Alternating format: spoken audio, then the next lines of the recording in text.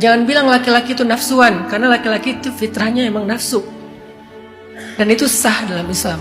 Laki-laki mempertimbangkan itu, perempuan mempertimbangkan ini, sah-sah aja. Tapi tetap agama lebih utama. Kan kalau menyuruh memilih perempuan itu kata Nabi, lihat penampilannya kan, kecantikannya. Walaupun kecantik itu relatif. Ada yang pengennya matanya sipit, ada yang pengen matanya belok, ada yang matanya dekok, gitu ya. Itu sangat relatif. Kalian tahu dekok? Yang masuk ke dalam kayak mata saya.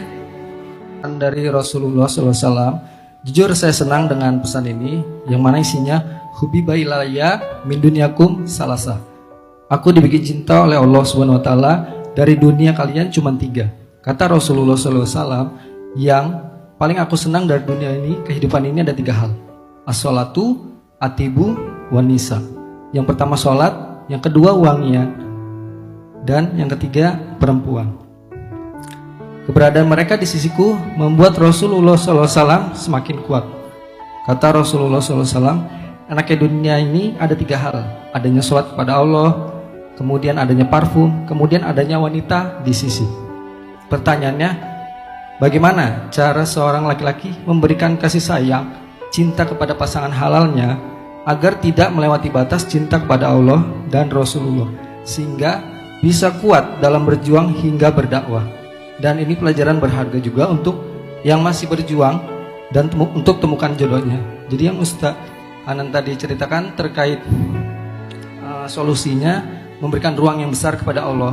Tapi yang saya pertanyakan, bagaimana cara seorang laki-laki memberikan kasih sayang dan cinta kepada pasangan halalnya agar tidak melebihi cinta kepada Allah? Jawabannya ada di hadis tentang halawatul iman, kebahagiaan dalam iman. Ada 3 alasan seseorang bahagia dengan keimanannya. Alasan yang keduanya adalah ayyuhibbal mar'a la yuhibbuhu illa lillah. Dia tidak mencintai seseorang kecuali karena Allah. Nah, pertanyaannya, apa definisi mencintai karena Allah? Apakah nggak boleh ada nafsunya? Boleh. Kenapa? Karena Allah bolehkan di Al-Quran. Misalnya, illa ala azwajihim, laki-laki yang baik itu adalah yang menjaga kemaluannya kecuali terhadap istrinya, dan dia tidak boleh melakukan lebih dari itu, maksudnya berzina dan seterusnya.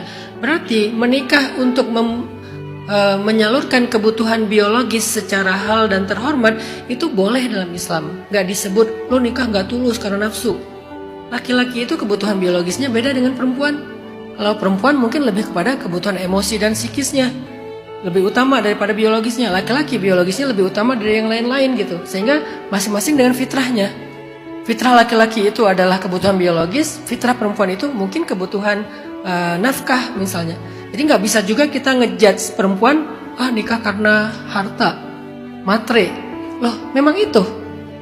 Makanya ada simbol mahar. Kalian tahu mahar itu apa? Apa itu mahar? Mahar itu simbol nafkah. Ya, kalau ditanya apa itu mahar, mahar itu simbol nafkah. Pertanyaannya, boleh nggak kita ngasih mahar dengan bacaan ayat Al-Quran? Maharnya 30 juz Al-Quran yang dia hafal, boleh nggak?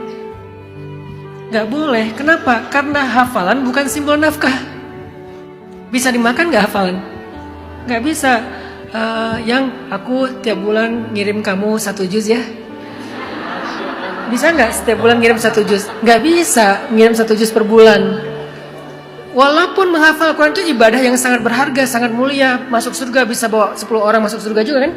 Tapi dia bukan simbol nafkah, jadi nggak bisa menghafal Al-Quran sebagai simbol, sebagai mahar. Mahar itu harus yang bisa diperjualbelikan. Kenapa perempuan dikasih mahar? Bahkan menjadi salah satu syarat pernikahan. Karena emang itu kebutuhan perempuan. Jadi jangan bilang perempuan matre. Orang nikahnya aja emang harus dikasih harta. Walaupun yang paling baik, yang paling mudah. Bukan yang paling murah ya, yang paling mudah. Kan mudah ini relatif ya. Ada yang mudahnya 100 juta. Ada yang mudahnya 10 miliar lah. Ada suami ya, ngasih nafkah kepada istrinya, masih minta maaf tuh. Yang maafin aku ya, aku baru bisa ngasih segini, paling sebulan cuma 100 juta. 100 juta minta maaf. Kenapa? Karena kemudahan dia itu mungkin 300 juta, 500 juta. Ada yang kemudahannya 3,5 juta, tapi tetap ngasih gitu. Dan laki-laki walaupun penghasilannya lebih kecil daripada perempuan, bisa jadi istrinya kayak lebih kaya gitu, tetap aja yang ngasih nafkah itu laki-laki. Kenapa? Karena itulah kehormatan bagi laki-laki dan itu kasih sayang bagi perempuan. Jadi jangan bilang cewek matre, karena cewek itu fitrahnya emang matre. Jangan bilang laki-laki itu nafsuan, karena laki-laki itu fitrahnya emang nafsu. Dan itu sah dalam Islam. Laki-laki mempertimbangkan itu, perempuan mempertimbangkan ini, sah-sah aja. Tapi tetap agama lebih utama. Kan kalau menyuruh memilih perempuan itu kata Nabi, lihat penampilannya kan, kecantikannya. Walaupun kecantik itu relatif. Ada yang pengennya matanya sipit, ada yang pengen matanya belok, ada yang matanya dekok, gitu ya. Itu sangat relatif. Kalian tahu dekok? Yang masuk ke dalam kayak mata saya itu dekok. Saya suka bercanda sama istri, taruh jari di sini. Coba kamu kedip-kedip. Kalau saya kan bisa kan kedip kan. Pas saya taruh di istri saya, tuh kan nggak bisa ngedip kan. Karena beda mata. Itu relatif banget gitu. Dan itu boleh aja. Jadi mencintai karena Allah artinya mencintai sesuai dengan syariat Allah. Misalnya laki-laki menafkahi istrinya, laki-laki melindungi istrinya, laki-laki mengajari istrinya, itu karena Allah. Kalau cuma pengen jalan-jalan ke Kapadokia, it's your dream, right? Itu bukan mencintai karena Allah, itu hanya bersenang-senang, walaupun boleh banget, mubah banget. Jadi kalau misalnya cowok-cowok nih pengen ngelamar kalian karena Allah, dia udah mikirin kewajiban-kewajiban sebagai suami apa aja, mendidik, kemudian menafkahi, melindungi, menjaga auratnya atau menjaga rahasianya. Itu kewajiban laki-laki. Baru dia bilang mencintai kamu karena Allah. Tapi kalau dia bilang mencintai kamu karena Allah cuma pengen jalan-jalan seru-seruan doang, nggak ngedidik, nggak ngajarin, nggak nafkahin, berarti dia tidak mencintai karena Allah. Karena nggak kayak gitu cara Allah nyuruh mencintainya. Perempuan juga gitu, mencintai suaminya karena Allah. Pertanyaannya, gimana cara Allah menyuruh kami perempuan mencintai suami-suami kami gitu? Tanya kepada diri kalian sendiri. Oh, caranya begini. Kalau kalian bisa menjalankan itu, berarti lillah, mencintai karena Allah.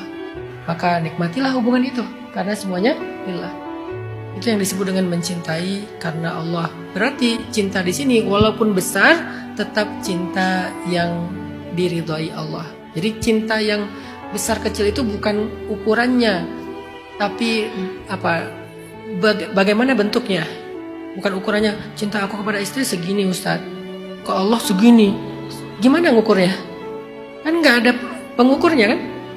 Jadi ukuran cinta kita kepada pasangan itu karena Allah itu bukan dari bentuk atau bukan dari ukurannya, tapi dari bentuknya. Seperti apa cara kita mencintainya? Seperti yang Allah inginkan atau seperti yang kita inginkan? Seperti yang Allah inginkan atau seperti yang dia inginkan? Seperti yang Allah inginkan atau seperti yang publik inginkan? Itu jawabannya mencintai karena Allah atau bukan.